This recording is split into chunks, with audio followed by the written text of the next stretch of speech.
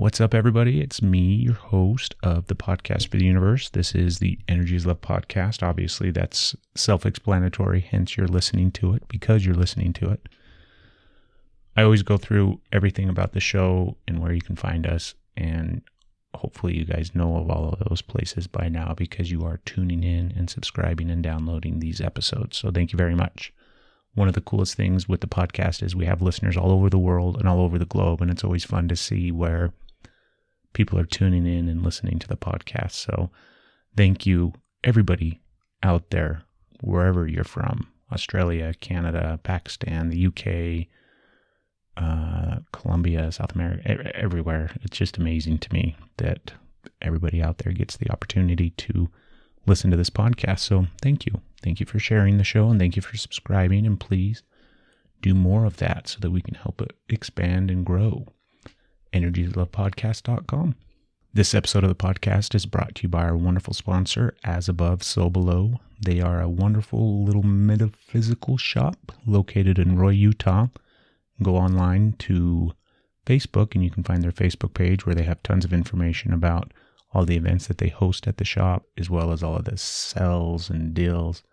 At As Above, So Below, you can find plenty of metaphysical, spiritual, practical things for your experience in this life. Things to aid you, things to help you, not just crystals and smudging and tarot cards and jewelry and incense, and the list just goes on and on and on. But if you go online and check them out, you can also go to our website, click on the sponsors link. You can follow them on Facebook. Coming up on December 17th at As Above, So Below, they're going to have a spellcraft workshop. It's only $20. It's a wonderful opportunity to dive into some of the deeper things in regard to spirituality and how to work with them. So go check them out. Pop in and say hello. Make sure you let them know that you heard about them on the podcast. Show them some love. On this episode of the podcast, I sat down once again with Aron Stein. You guys heard Aron on a much earlier episode of the podcast. He's one of those guys that I loved getting to talk to and chat with. Aron and I always have interesting conversations, so he came back out and sat down for the podcast. It was once again a wonderful experience. As always, Aron is incredibly in tune and intelligent and has thought-provoking viewpoints and ideas, and so this was a wonderful episode. Aron is part of the Inbody Yoga Academy, which is located here in Salt Lake City. It's a certification program for yoga instructors, and we talk about it quite a bit during this episode. So if you guys are into yoga, Aron's a yogi, you can go find him on Facebook at the Inbody Yoga Academy. You can also follow and find Aron at shiftcourses.com. That's his website for everything that he does. He's got some information there, some courses, contact information, obviously. You can go on there and get your free ebook, Soul Force, a Manifesto. It's a brief history of the path of truth and love and what holds us back. So go check him out. Thank you, Aron, for sitting down again for the podcast. Wonderful episode. Now you guys get to sit back and relax and tune in. Here we go. You're listening to the Energy is Love podcast. Energy is love. The Energy is the Love podcast. The Energy is Love podcast. Energy is love. The Energy is Love podcast. The podcast for the universe. The Energy is Love podcast. So, Aron, here we are again. Hi, Craig. I'm good. How are you? You didn't ask me how I was, but I'm good. Well, how are you, Craig? I'm doing well. How are you? I'm great. So what have you been up to lately? A lot. Excellent. I'm excited to hear about it. So lately I've been really working on our yoga therapy program, and that's the biggest endeavor. We're trying to get accredited as a college, and there's only about 10 or 11 colleges in the U.S. that are accredited for yoga therapy. So what does it take to do that? I'm imagining it it's takes probably quite the process. Over 1,000 hours of yoga training, so it's definitely the upper level. Yeah. It's kind of the equivalent of a master's degree in yoga. So that's pretty exciting. Yeah. You can get a master's degree in yoga, but that'll cost you about $50,000. And there's only one university in the world who offers it, to my knowledge. So when you say you're trying to get it accredited as a college, what would that, first off, what is it so that people know they can go find it? Okay. It's Inbody Academy, and the yoga therapy program is called Ayla Yoga Therapy. So you go to inbodyacademy.com or aylayogaacademy.com if you are interested. And it's intended for teachers, people who are already yoga teachers. You need that 200-hour certification. And if you ask around, anyone who does yoga, pretty much half the people have their teaching certificate. Yeah. And it's great. It's really cool, but most people want to go further. And a lot of people don't want to teach in studios. And I believe, at least from my experience with people, that more and more people want to go deeper into the yogas, into the practice, and just using it as a healing modality, which is what it was always intended for, a way to heal and transform. Yeah, right. Rather than just to get a really good workout and super rock hard abs. Yeah, rather than to look good in yoga pants. Yeah. Is it here in Salt Lake City? It is, right? Right. And we've been around for 10 years. So we're definitely the most experienced program around, at least the most experienced teachers. There's lots of wonderful programs, and we fill a unique niche, I would say, in that. And we don't just focus on the physical practice, even though we bring what I would consider some of the best teachers from around the world in to work on that level, because that's where it starts, is in the body. But we also go a lot deeper and get into the meditation practices and the more transformational practices. And that's what I'm really excited about. That's what I tend to focus on. The deeper spiritual stuff behind it. Sure. Yeah, that's the good stuff. I think so. And, even 10 years ago, people really weren't interested in that. But more and more people are waking up. Yeah, for sure. I think you're right. I think more and more people are waking up. I want to get your take on something, because I was going to go back and listen to the episode that we did, and because I always hate, I don't want to ask you the same questions. I don't want to rehash the same information. But then again, it doesn't really matter if we touch on other topics and things like that we've already discussed. But I want to get your take on, because I think we did talk a little bit about the crazy state of the political atmosphere in the United States and in the country and the world as a whole. But now that we're past the election and we kind of have an idea of where we're going to be headed, even though who knows where the hell we're headed, I want to get your take on it. What do you think? Yeah, I was actually just listening to that interview, and it was pretty spot on. We called it, unfortunately, pretty correctly. And so I always knew that most likely it would be Trump. And it's not because I'm psychic, it's just because you can look at the patterns of how things are going and what level of awareness most of humanity is on. And most people do live in the level of fear and uncertainty and survival. And so, a strong kind of alpha male who's able to exist outside of those levels, those chakras, especially in the third chakra of giant sense of self. Third chakra is all about the sense of self, and Trump definitely has a strong sense of self. Yeah. And interestingly, that chakra is gold colored, and he's very golden. Everything around him is gold. And so people look at that and they want that. They want that sense of certainty. They want that sense of self, and they don't really care what it looks like. They just know that they don't have it. And so that's a little bit what we talked about, is that people will just really want to feel safe. And so that's what's been happening, and people don't feel safe in the world. And that's the bad news, is that we tend to select leaders, based on those lower levels of awareness.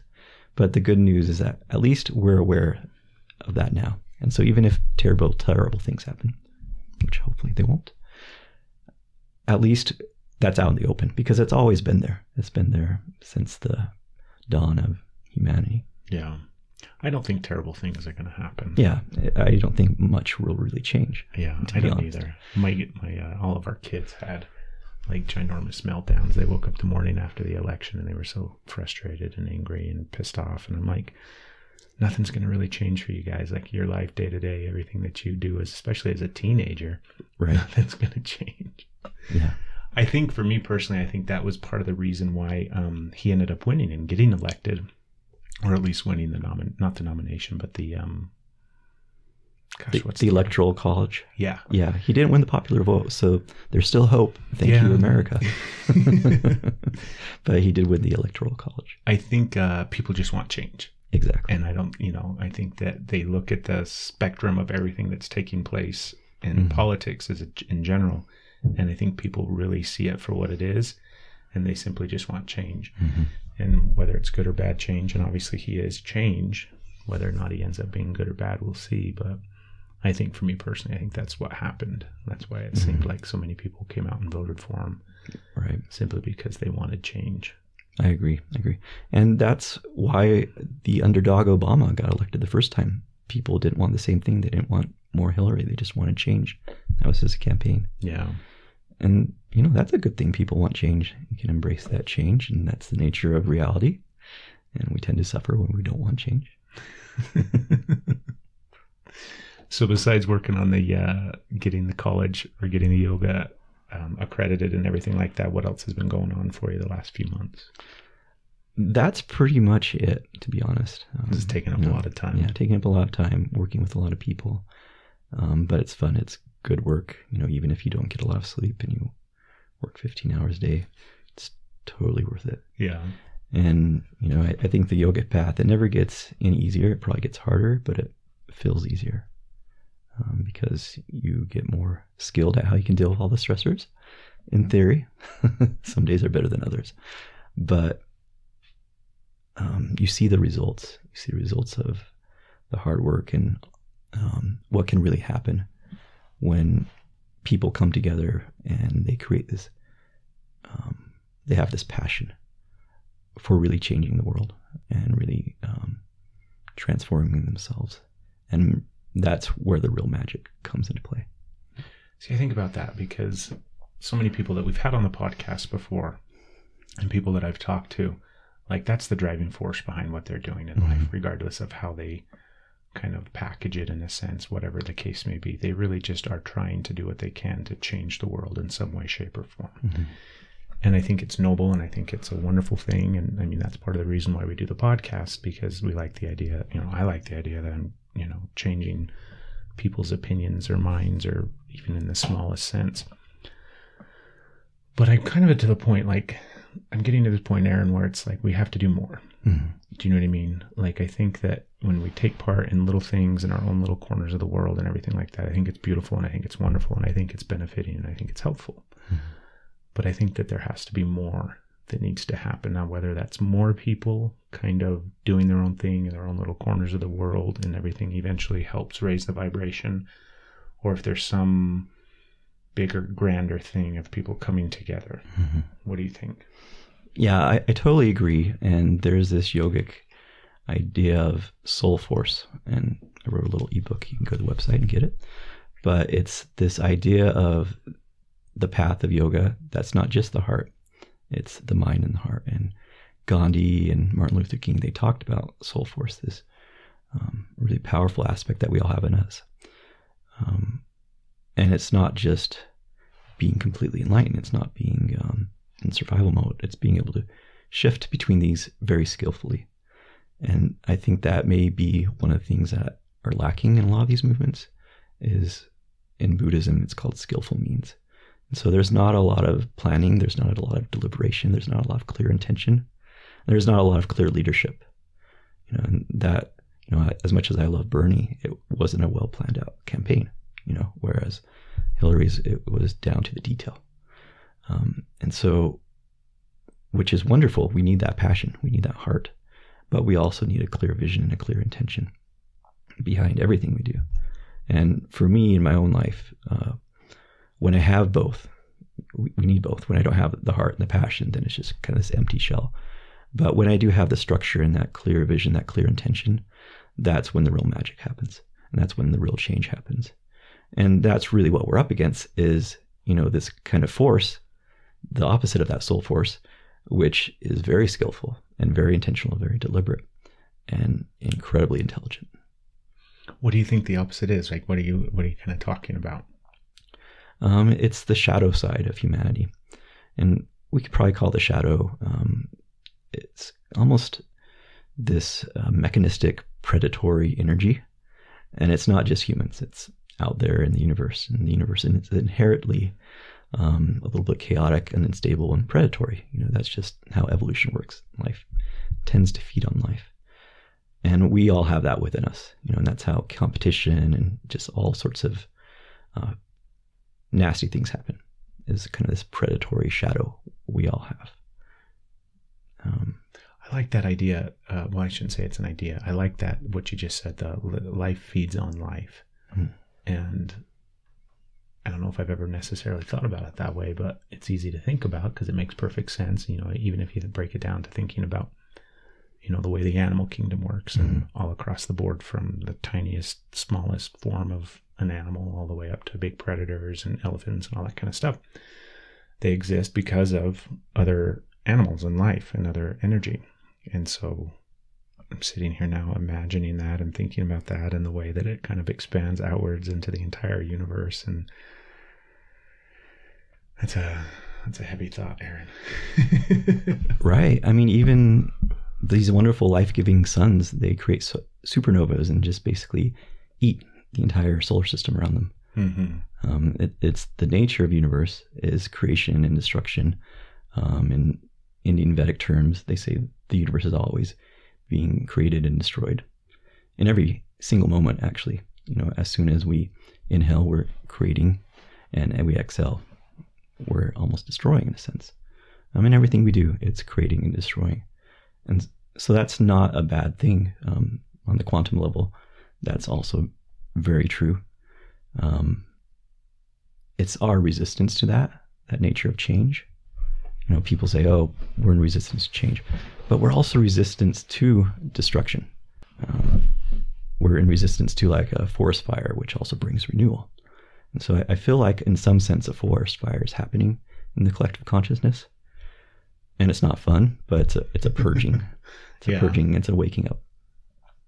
Yeah, I don't want to wait.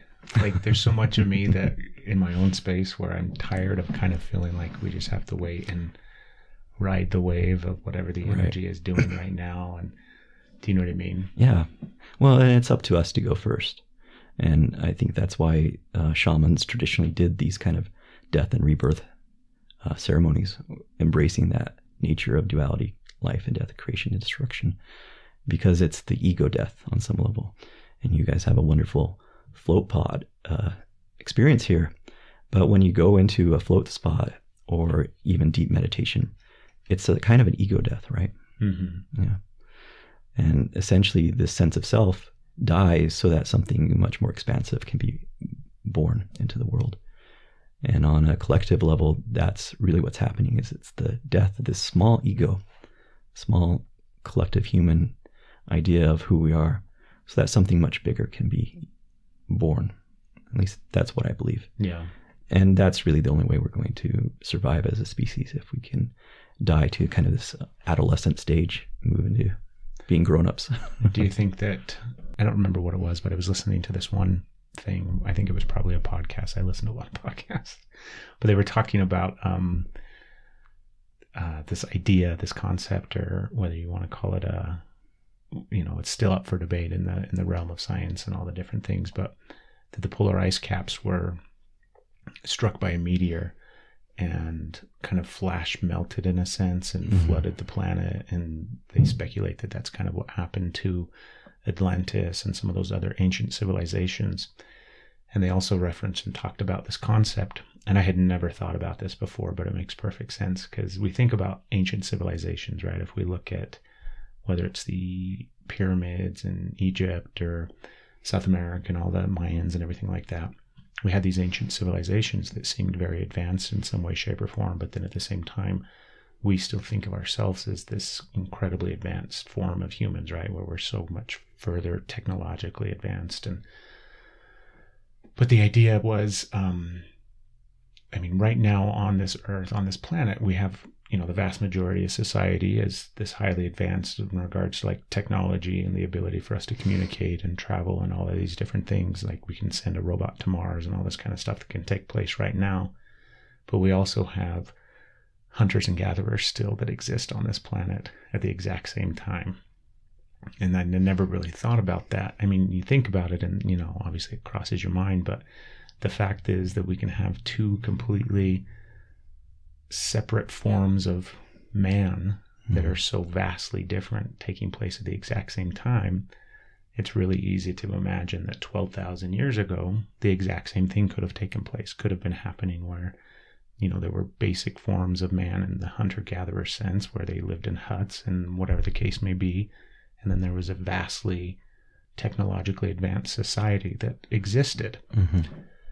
And like the speculation too was, if we were to have something similar happen today where, mass amounts of the population of the planet was wiped out for whatever reason it may be, most likely the people that remained were going to be the people who are already living that life of survival, those people that are already in that state of like, that's just their normal everyday life where they have to survive, right? Where a lot of society isn't like that, where suddenly they're thrown into that space where we no longer have the ability to go down to the store and get, a gallon of milk. And so it got me thinking, it got me like the wheels turning in my head and thinking about, I think it's very plausible in my mind to think that, 12,000 years ago, 10,000 years ago, we could have been super much further technologically advanced than we are right now. And there could have still have been just some hunters and gatherers that, existed. And then society's wiped out and we have to start rebuilding. And my mind just went crazy. What do you think, though? Yes, I think you're very right.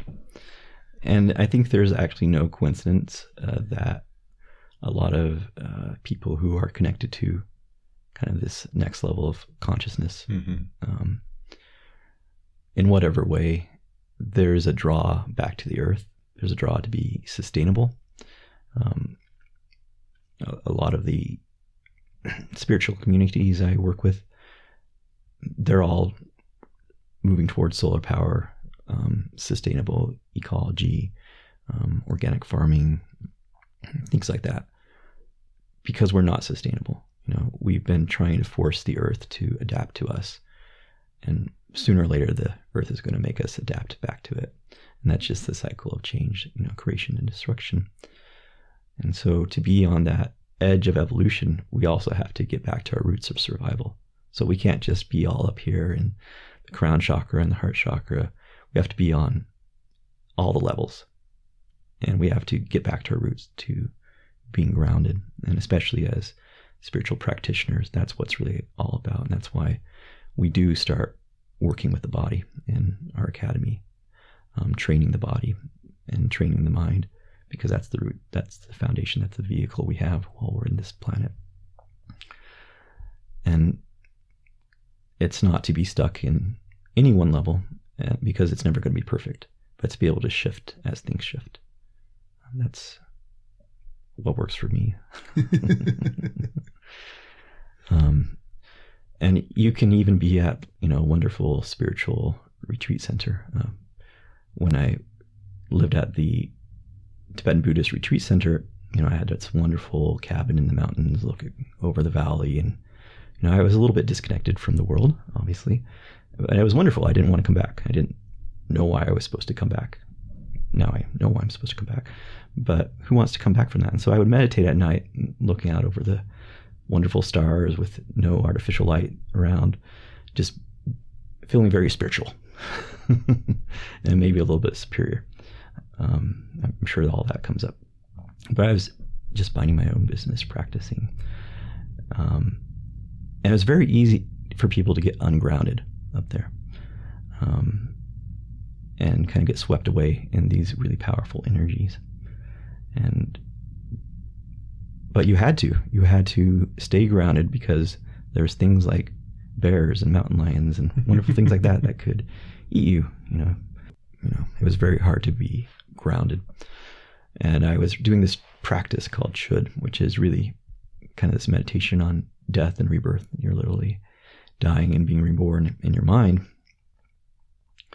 And they tell you to be careful when you practice Chud, because animals will be drawn to you. What is it called? Chud. Chud? Yeah, CHOD. It's a kind of yogic meditation on death and rebirth.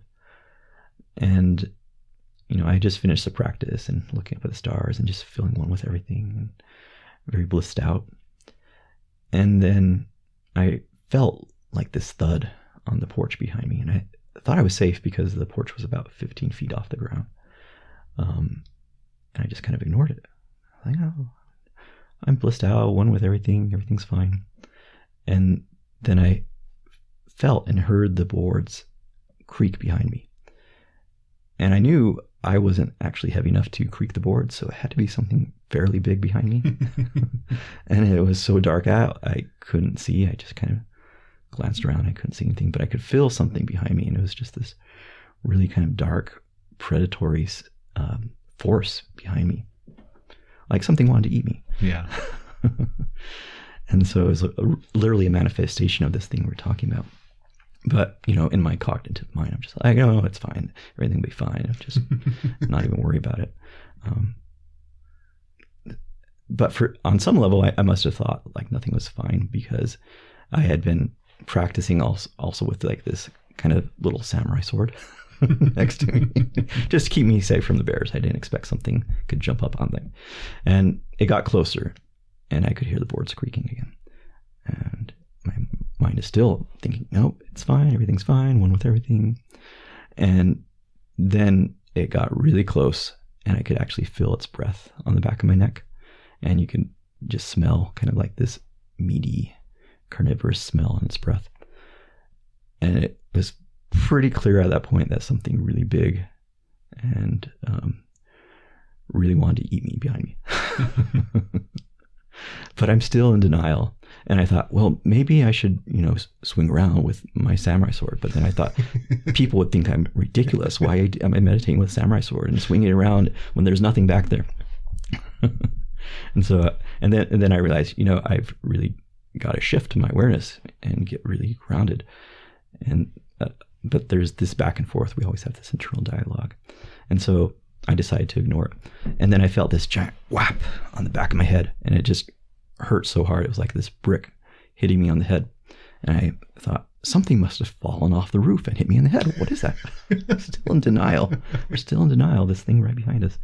And then finally, I thought, I've got to shift. And so I took the sword and swung behind me, and there was nothing there. It just like kind of vanished so fast. And I'm like, did I just make that up? But my head was just burning, and I went inside and I could see like little scratch marks. And so it's probably just testing me to see if I was food or not. Mm-hmm. And then the next day we saw a giant mountain lion walking around. And so that was a pretty good example of, being stuck in a spiritual state and not being able to shift and needing something kind of dangerous almost and dark to slap me and wake me up. And I was really woken up after that, That's so trippy. Do you know what I mean? Because it's like, to have that experience, it's a cool experience first off, and, gladly nothing too bad happened. Yeah. But then, like you kept saying over and over again, you're kind of in denial. Like you're in that state where you're like, it's okay. I can stay in this happy, meditative, blissful place. Right. And whether or not it's really something that's there, or because I've been in meditation before, I've had experiences before where you feel very dark energy, you feel very dark presence of things that kind of start to take shape around you and whatnot. Mm-hmm. And so it's funny, I could totally see me being in that similar experience where you're like, that's just... It's my mind. Yeah, it's just something, right, that's there, and I'm able to push through it and stay in that space, and some sort of like challenge of me spiritually to be able to move through. Yeah. And then the mountain lion's like, no, dumbass, it's me. I'm going to smack you in the head. And then you get eaten. And there's no stories written about how spiritual you were. That's too just funny. Some dumbass sitting out at night on the porch getting eaten by a mountain lion. So that could have been that story too. But I feel like on some level, first of all, that woke me up. And that was when I realized like it was time to come back into the world and do something. And I think the world itself is waking up. And a lot of people have been in denial, and they're still in denial. And so we had to kind of get slapped, and we're going to have to keep getting slapped. And some people are maybe going to get eaten by the mountain lion until we wake up. But that's what has to happen. And it's about waking up because, it's very rare that there is actually a mountain lying behind you. In yogic and Buddhist traditions, there's really nothing outside of you. There's no evil demons or spirits. They're all within you. It's just when we do meditate, these unconscious things come up, these shadows, and that's when it's time to wake up and face them. So yoga, the practice is to bring kind of this unconscious darkness into the light. And so at least with Trump, that's happening. All these things were there. All these racist, sexist, horrible things were there. And women, minorities, they were feeling violated every day. And so much suffering. And now it's getting worse in some sense, because people are emboldened to violate people and abuse them and make them feel threatened. But at least it's in the light now. Do you think that kind of on the bigger, huger, that's not a word, but the deeper spiritual aspect of life and society, because all of those things that he kind of brought forth and represented and talked about freely, and the things that took place over the campaign and everything like that we would see, come up every other day or something like that. That's really the dark stuff of society. Absolutely. That's the stuff that people hide. That's the stuff that people don't want to talk about. They don't want to admit it. They don't want to be judged or viewed because they may, lean that way, or they may have that thought or that perspective. But I think as a whole, I think that people typically aren't like that anymore. Do you know what I mean? I think that for the most part, people aren't racist, aren't sexist, aren't, these not horrible. I shouldn't judge people and say that they're horrible, but I don't think that the vast majority of society is like that. Mm-hmm. But we still have that aspect of us inside where we have to, like you said, bring it out and bring it into the light. We all do. And, people who are stuck in those lower chakras of fear and survival, they're like that. And we would be like that too if we didn't have, a certain amount of education and wisdom and compassion. If we were in survival mode and we felt like it was them or us, we would do the same thing, especially if we didn't have the knowledge and wisdom that we do have. And so I would agree. Most of the people I know aren't like that. But most of the world is in survival mode. And so it's both. Most people, I'd say, even like a racist person, at heart, they're very loving and they want to take care of their family and their friends. But there's also the dual side. And so it's always both. It's always both.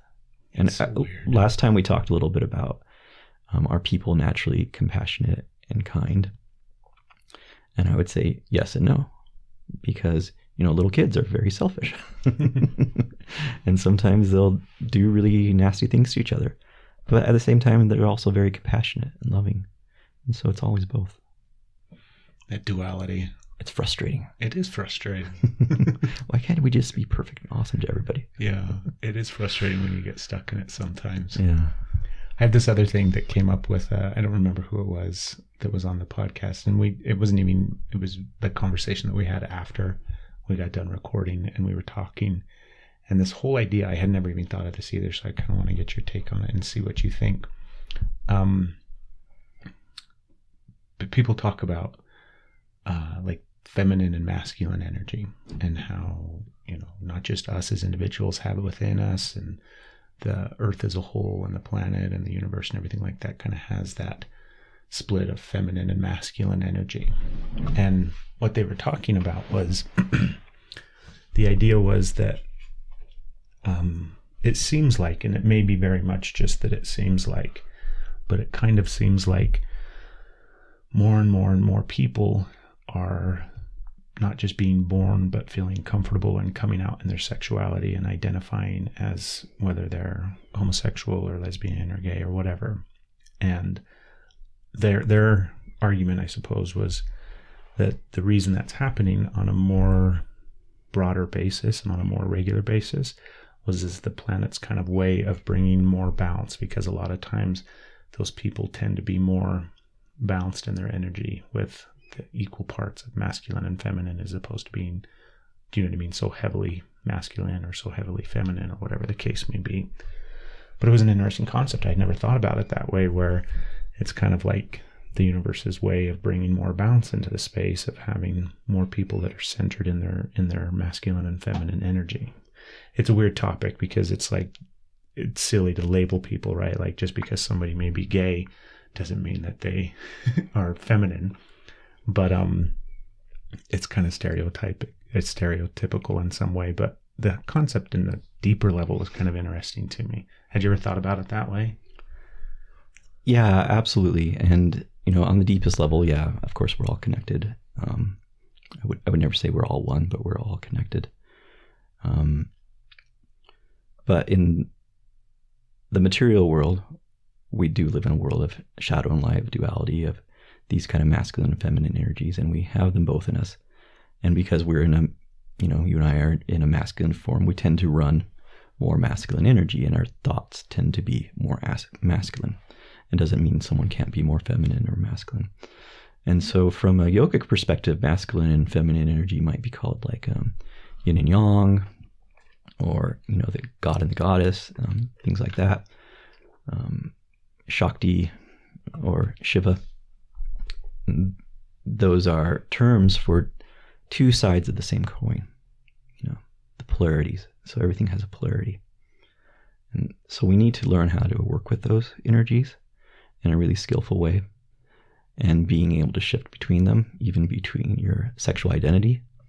I think, and ultimately really not identify as male or female. I think, in a sense, that is the path forward. It was really interesting when I first started taking psych classes in college.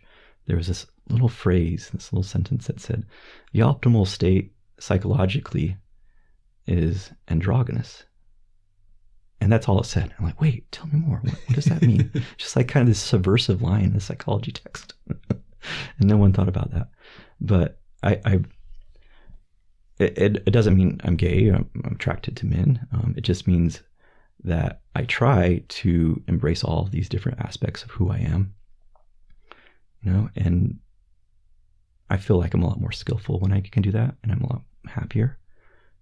And maybe as I get older, I can't do some of the same things I used to be, and I'm not as masculine. I say I'm half the man I used to be, but I'm twice the woman. It's really empowering, because women have so much more power than men, and they're a lot more tapped into this creative life force. And in Tibetan Buddhism and yoga, we actually do these meditations, these elaborate meditations, where we activate these internal goddess archetypes inside of us. And it's so powerful and so liberating, because especially monks who don't have exposure to that kind of creative feminine energy, they're able to access this inside of themselves and start to be integrated and use these energies to become more enlightened and help other people. Otherwise, you're just kind of stuck in this one kind of paradigm, this limited dynamic of this is how yoga should be, and it's a very masculine paradigm. Mm-hmm. And most yoga is very masculine. It's very structured. But then you do have wonderful women yogi practitioners who bring in these healing practices, like that should practice. It's from a wonderful woman yogi called Machi Labdran. And it's a healing practice, and it's a way to not just resist and control and conform the energies, but to embrace them and nurture them, and not disown these dark aspects, but feed them. And so there's that Native American saying, I'm sure you've heard, there's two wolves inside of me, and they're both fighting. One's the wolf of anger and fear, and one's the wolf of love. And the boy says, which one wins? And the elder says, the one you feed, which is lovely. But what's going to happen to that wolf that you never feed? It's just going to get more pissed off and more angry, more disowned. Yeah. And so I would say just feed them both and love them both. Feed them both. And, yeah. And that's what Martin Luther King said, is he said, hate is too much of a burden to bear, and love is the only thing that transforms.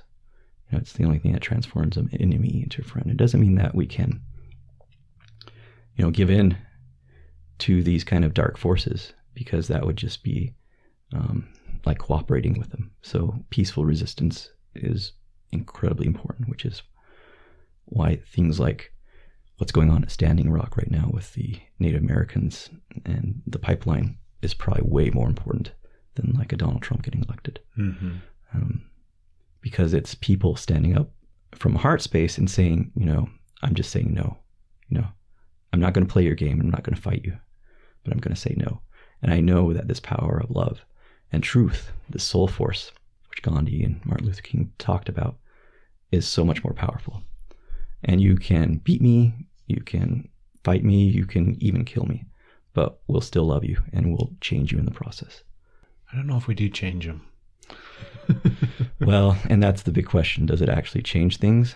I don't think it changes those people who are like spraying them and firing bullets in the crowd and things like that.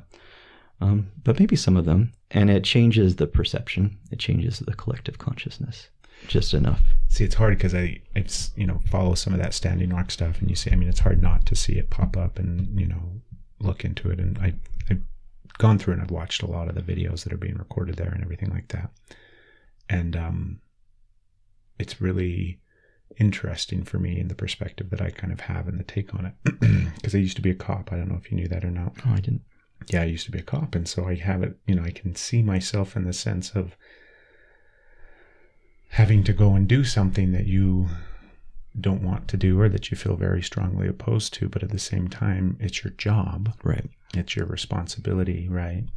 And it's so easy to look at it from this, not necessarily the skewed perspective, but the perspective of the people that are there peacefully protesting, the people that are there holding space, and this law enforcement and these police officers and whatever, the security is a little bit different, but because they have like private security forces or whatever there for the oil companies. But I'm sitting there watching these things and I'm looking at it, and then I read all the comments and hear everybody's feedback, and it's like, that officer has a responsibility and a duty to their job, and not just their job, but at the time, laws that are in place. So as a police officer, you agree to uphold, not just the Constitution of the United States, but the state constitution wherever you live, and uphold the laws that are in place, regardless of whether or not you agree with those laws. You have that responsibility as a police officer.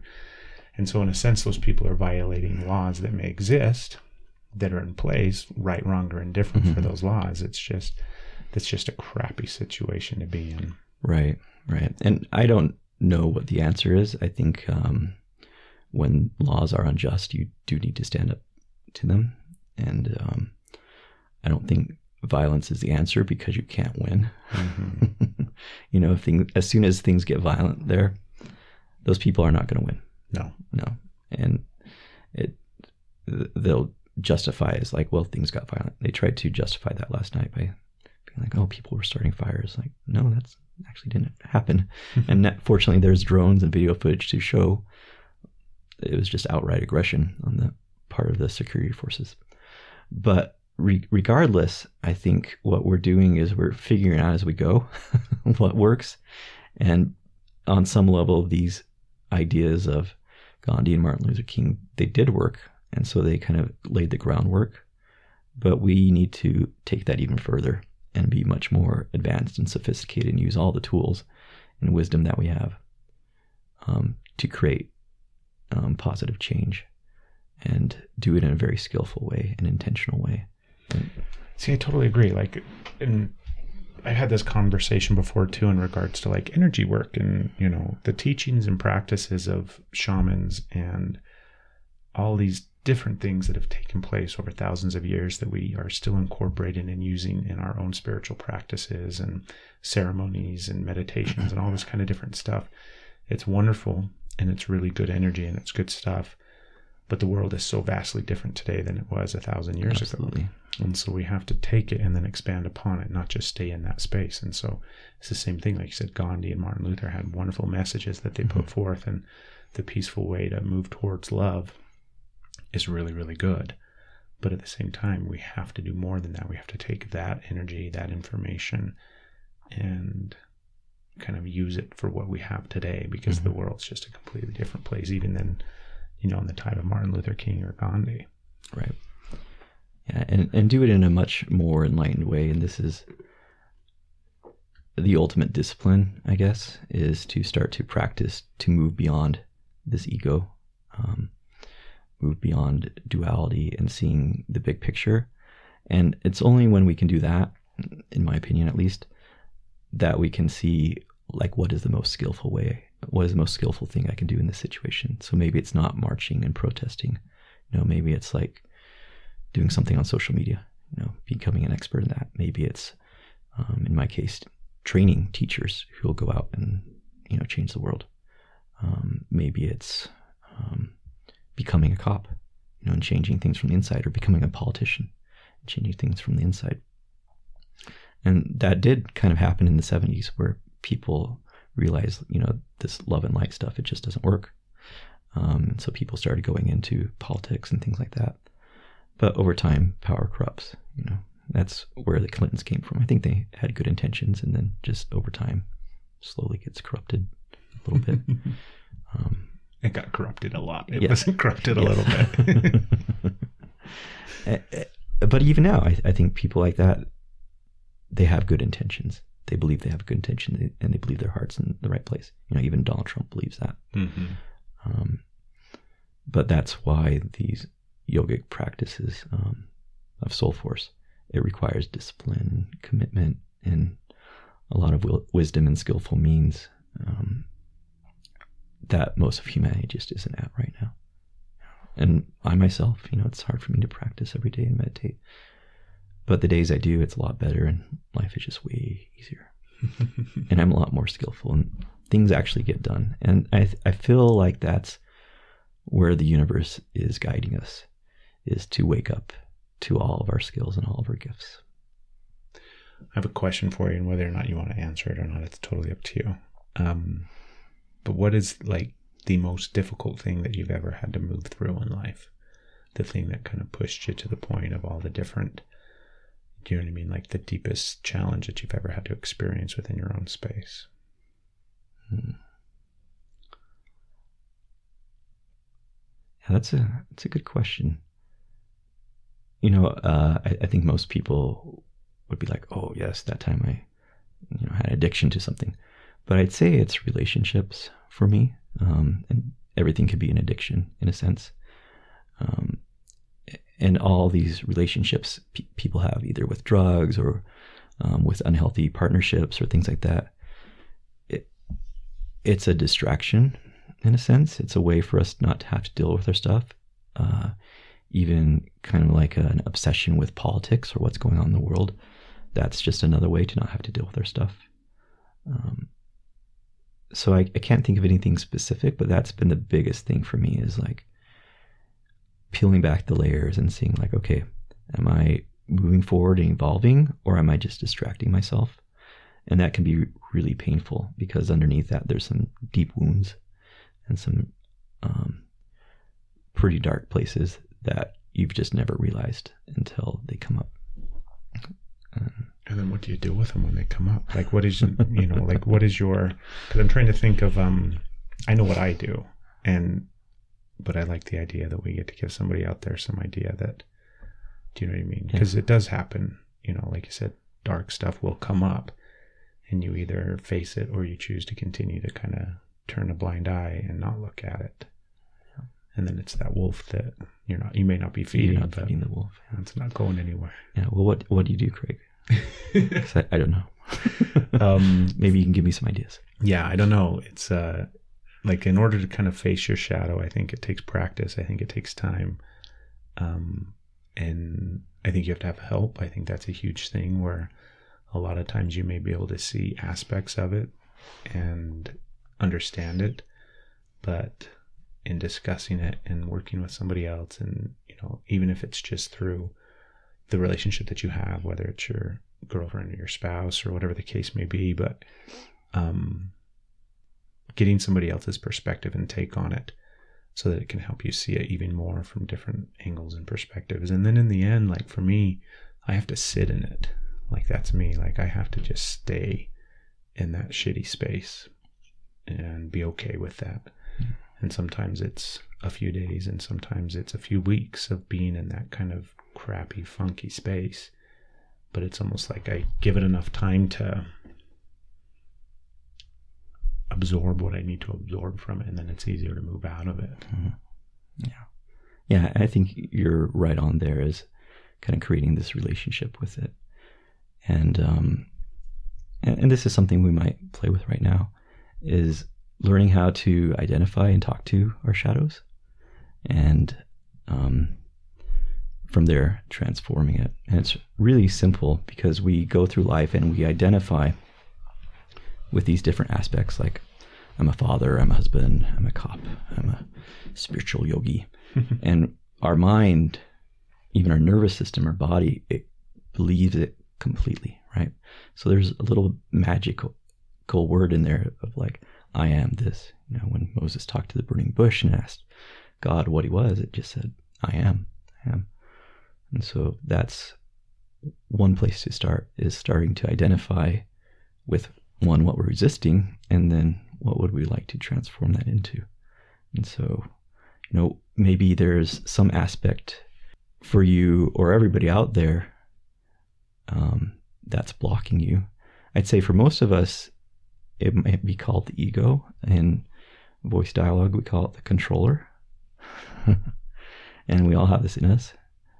So if you want, close your eyes just for a second. And everybody out there can join us. And take a deep breath and breathe all the way to your abdomen. And just know whatever you say is going to be correct for you. And it's going to work. It's going to work for every one of you, because it works every time. And we're all connected. This is all an aspect of us. It's easy, because all we have to do is say, I am the controller. I am the controller. So when you're ready out there, just say, I am the controller. I am the controller. And say it out loud.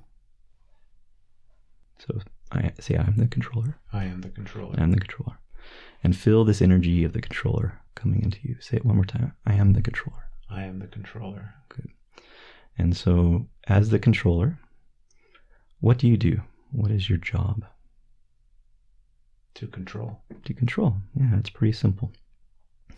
And anyone listening can answer out loud. It might be something different, but it's easier when you answer out loud and you talk about in yourself in the third person. So, as Aron's controller, I like to control certain things. So, as Craig's controller, as the controller, what do you like to control? Everything. Everything, yeah.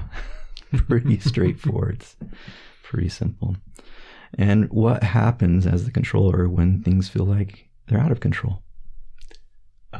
Frustration and anger, pain, fear. Mm-hmm. Yeah. And what happens when other people try to control Craig, or control whoever's listening? Resistance. A lot of resistance. Lots of resistance. What does that feel like in your body? Tension, like physical tension inside my body and my muscles and things like that. Also, like a need to move, like an anxious kind of, like, you know, I need to get out of this space that I'm in. Absolutely. Yeah, it feels suffocating. And what kinds of things might you do to escape from that feeling?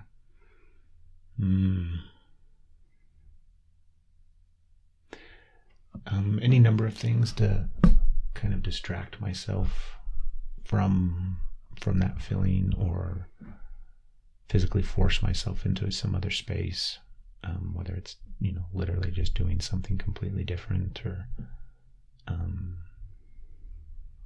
finding something actually that I can bring control to. Right.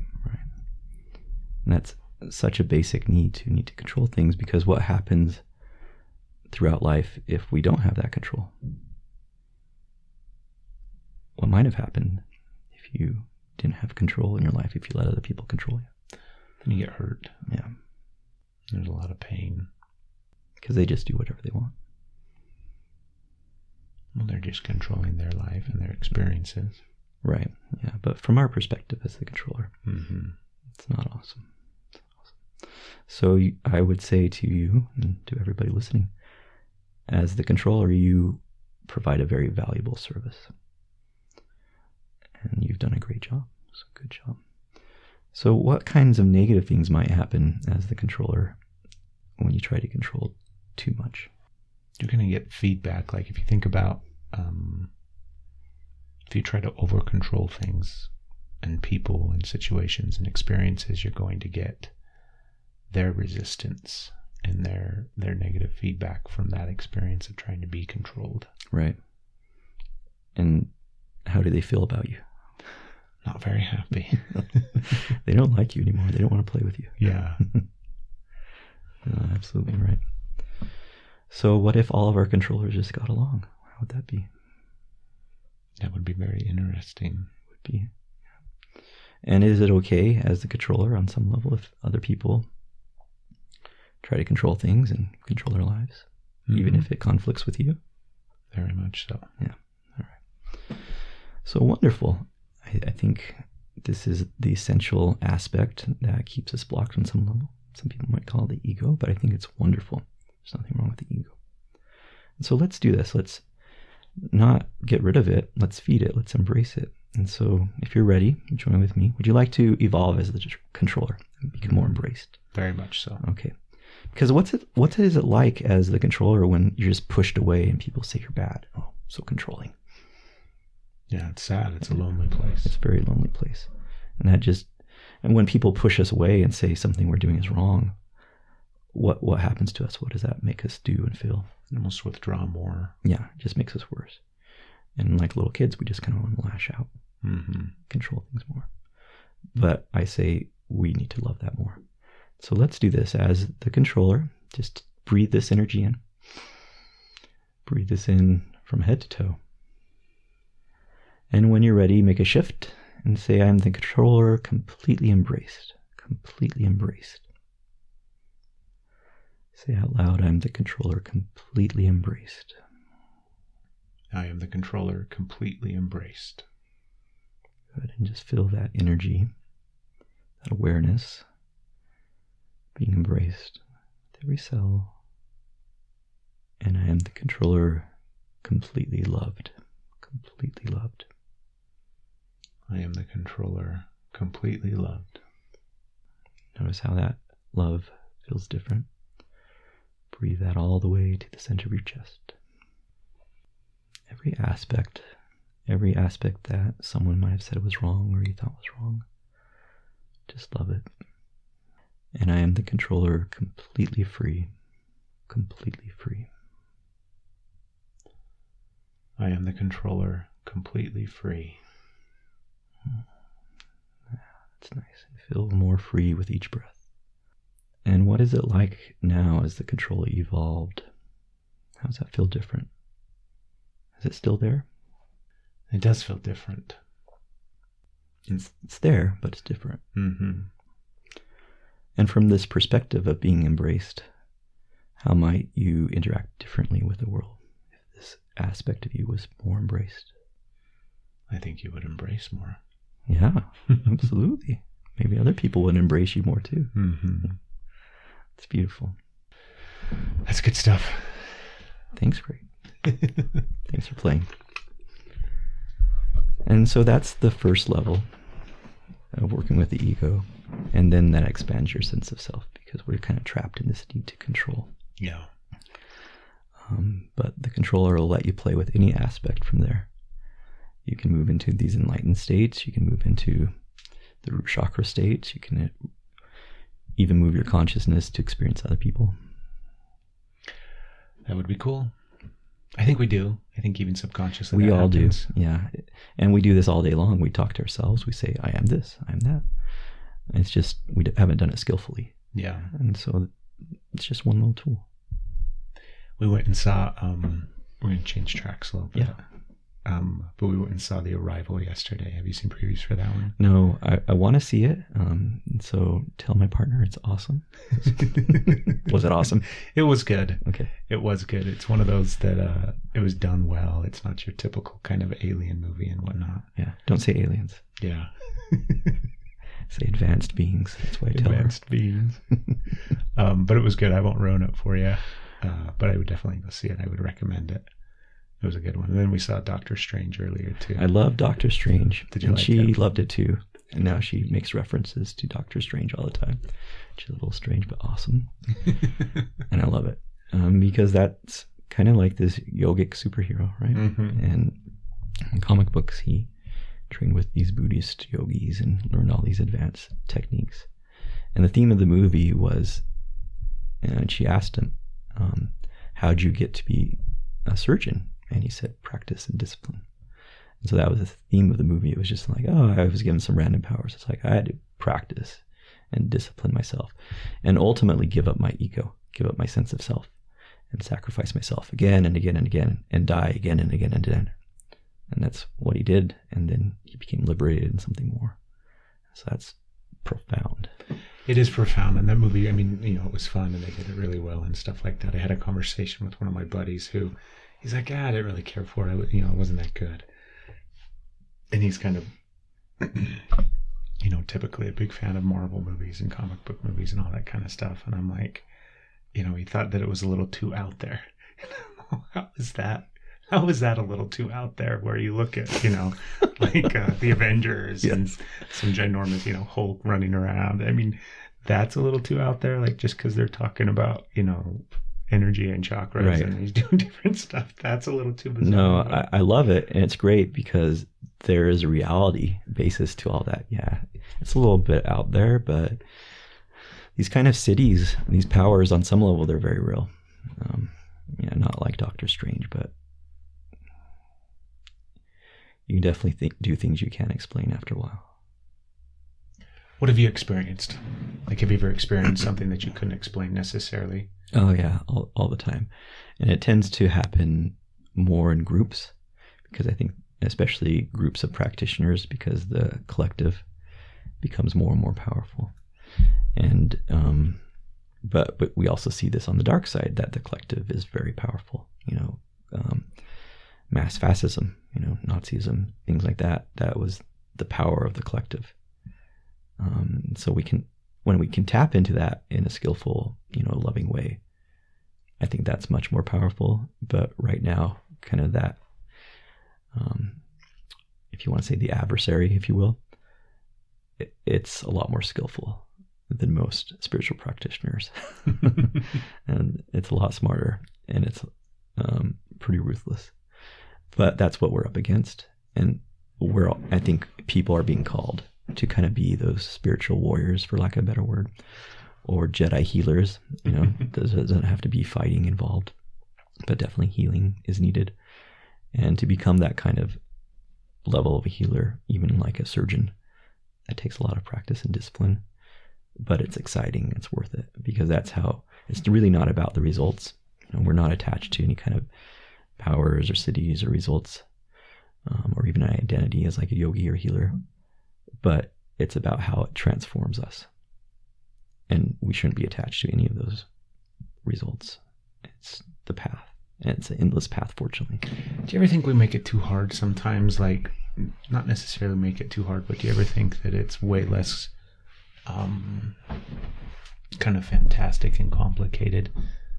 Like, we like to think about the universe and the energy and all of these different intertwining pieces of sacred geometry that takes place out there in the cosmos. And I mean, it's incredibly overwhelming when you look at it in the big grand scheme of things.